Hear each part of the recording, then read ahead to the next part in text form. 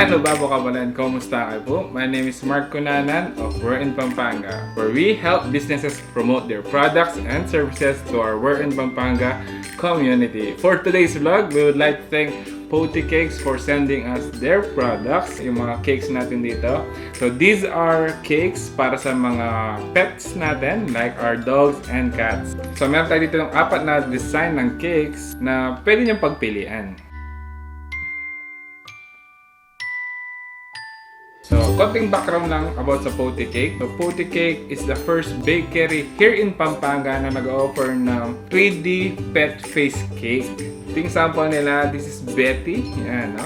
In additional, they could customize the design and the ingredients of your cake depending on your request and yung needs ng ating mga fur babies.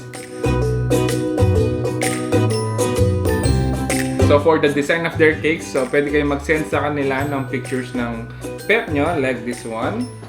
Yan. So, this is the 3D face cake. Meron din tayong mga paw-shaped cake and yung mga round cakes. At the same time, meron din silang mga cupcakes. So, these cakes use all natural ingredients na safe sa mga pets natin. So, mga flavors naman na available for our dogs. So, meron tayong beef, chicken, liver, and banana. And sa mga cats naman natin, meron tayong mackerel, chicken, and liver. So itong mga cakes pong ito, hindi po sila gumagamit ng salt and sugar.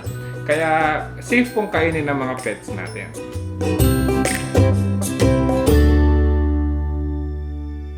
If you're interested to know more about their products, you could check out their Facebook fan page, Pawty Cakes, or yung number na ilalagay namin on the description below.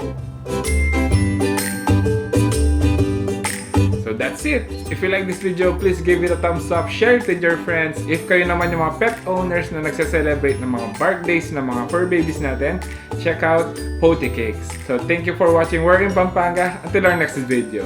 Peace out.